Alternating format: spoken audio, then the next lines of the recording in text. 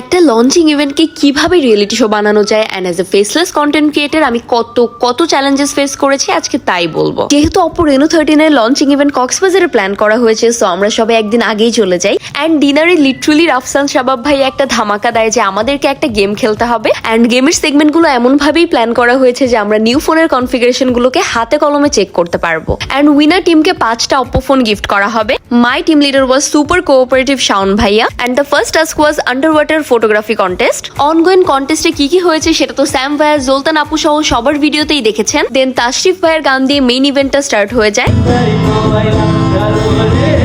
পুরো ইভেন্ট জুড়ে বিভিন্ন জায়গায় একুরিয়াম রাখা ছিল এন্ড সবাই ওয়াটার রেজিস্ট্যান্সি চেক করছিল এন্ড আমাদের সেকেন্ড সেগমেন্ট ছিল স্টেজে দাঁড়িয়ে 3 মিনিটের মধ্যে কন্টেন্ট রেডি করা। যেহেতু আমি ফেসলেস ভিডিওস বানাই, সো এই পার্টটা আমার জন্য সবচেয়ে বেশি চ্যালেঞ্জিং ছিল। তাওসিফ ভাইয়া হাইস ভোট পেলেও সম্পদ ভাইয়া কান্নাকাটি করেও ভোট পায় নাই। আশেপাশে সবাই একসাথে বসে এডিট করছিলাম এন্ড আমাদের থার্ড টাস্ক ছিল রেনো 13 দিয়ে লাইভ ফটো ক্যাপচার করা এন্ড থ্যাঙ্কস টু টয় আপু, নট অনলি ক্যাপচার করে সে আমাদেরকে আইডিয়া দিয়েও হেল্প করেছিল। We all played well, but winner ছিল তাশরিফ ভাইয়ার টিম। আলহামদুলিল্লাহ এটা আমার জন্য once in life time moments ছিল এন্ড লাস্টলি এত সুন্দর ফায়ারওয়ার্ক এন্ড ডিজে পার্টি দিয়ে এই ইভেন্টটা এন্ড হয়। অলসো অপো বাংলাদেশ থেকে সবাইকে একটা গিফট হ্যাম্পার দিয়েছিল।